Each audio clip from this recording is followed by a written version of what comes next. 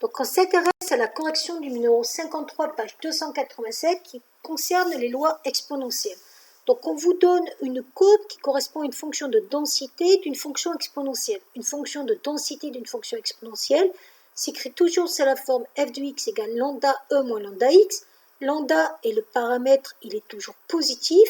X est défini sur des valeurs positives, puisqu'en général ça correspond à un temps de fonctionnement. Et pour trouver le lambda, on se rend compte que l'image de 0, c'est lambda e puissance 0, c'est lambda.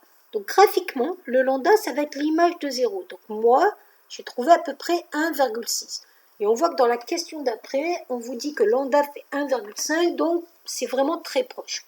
Ensuite, on vous demande de trouver p de x inférieur à 1. Donc p de x inférieur à 1, ça correspond à l'aire ici présente. En dessous de cette courbe, l'axe des abscisses et les deux bornes ici, x égale 0, x égale 1. Soit vous utilisez que c'est p de x compris entre 0 et 1, soit vous faites comme j'ai fait, vous utilisez l'événement contraire, 1 moins p de x supérieur ou égal à 1, et p de x supérieur ou égal à 1, vous le remplacez par e moins 1 lambda. Vous n'avez plus qu'à faire le calcul et vous avez votre probabilité. Pour p de x supérieur ou égal à 2, on a une formule e moins 2 lambda, vous remplacez, vous avez une deuxième probabilité. Dans la dernière question, on ne vous demande pas de réutiliser votre calculatrice pour faire ces calculs-là. On vous demande d'utiliser ce que vous avez trouvé avant.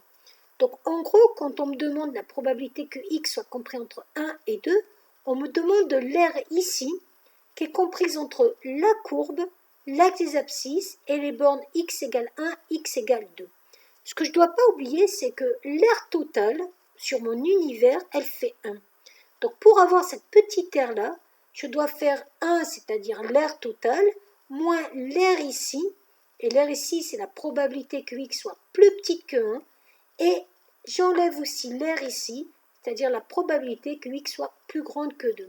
Donc je peux réutiliser le résultat d'avant en faisant 1 moins, parenthèse, p de x inférieur à 1 plus p de x supérieur à 2. Et j'arrive à l'aire demandée. Voilà.